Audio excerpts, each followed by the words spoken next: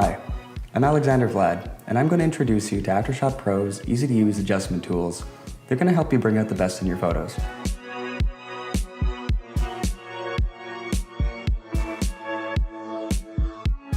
Most of the tools that you'll typically need to edit with are found in the Basic Adjustments tab, which you can locate in the Standard tab of the Tools panel. Other tabs, such as Color, Tone, and Detail, can give you much more advanced controls and options. At the top of the Basic Adjustments, we have Auto Level. Auto Level examines the tonal range of your image and then sets the black and white points to be at places such that a fixed percent of the image will be pure black and pure white. The two boxes next to Auto Level define the clipping points for black and white as a percentage of the total image. For many images that are a bit dull due to imperfect exposure, Auto Level is a quick way to enhance them. Perfectly Clear by Authentic is a simple way to quickly optimize your images, as it optimizes the lighting for each and every pixel while maintaining true color with zero clipping. Perfectly Clear removes abnormal tint and restores faded photos while using medical imaging technology to improve contrast and sharpening. There are 3 settings within Perfectly Clear, which control how much tint adjustment is applied when Perfectly Clear is enabled. Okay, so first off, we have Tint Max, and this applies to the full range of tint correction. Next up, we have Tint Min. This limits a tint correction, allowing some tint change to occur, but preserving some of the original tint. And lastly, we have Tint Off, which, as you'd guessed it, turns the tint correction off. All other aspects of Perfectly Clear are still applied, but you'd typically use this kind of setting to preserve the color of your original image. For raw images, you can select among several preset white balance settings, such as Shot, Click White, and Custom Kelvin. Different light sources have different characteristics or warmth that affect how your camera captures images. White balance lets you adjust the overall color in the image, ensuring that the colors are accurately reproduced in your photos. You can select a white balance preset, such as Sunny, Shady, Tungsten, or Flash, or you can use the Click White tool on RAW, JPEG, or TIFF files to select a neutral colored object in your image, which will adjust all the colors in your image to make the point that you clicked on neutrally colored. In the preview panel, experiment by clicking in a neutral area of your photo. The ideal place to click is on a neutral gray that is not overexposed, pure white, or underexposed, down to pure black. Clicking on different spots will result in different corrections, as you see here. To fine-tune white balance, we have to adjust the temperature slider. Note that all sliders in AfterShot Pro can be controlled by either dragging them with the mouse or by hovering the mouse over them and using the scroll wheel.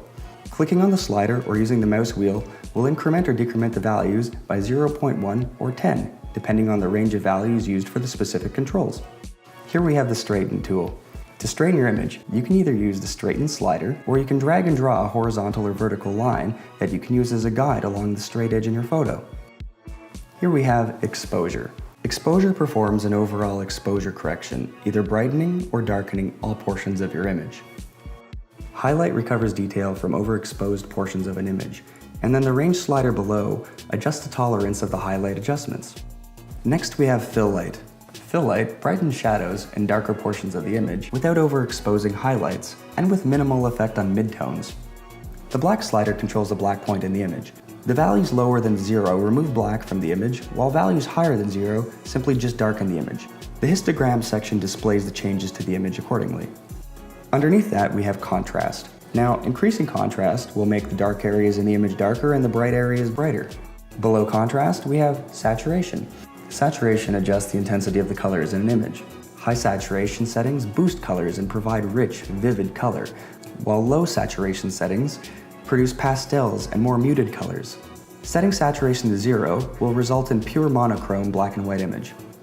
Closely related to saturation is Vibrance. Vibrance is a version of saturation that performs a more gentle correction to skin and other areas of the image that are already richly saturated. Think of it as a punchiness slider, but only for saturated areas.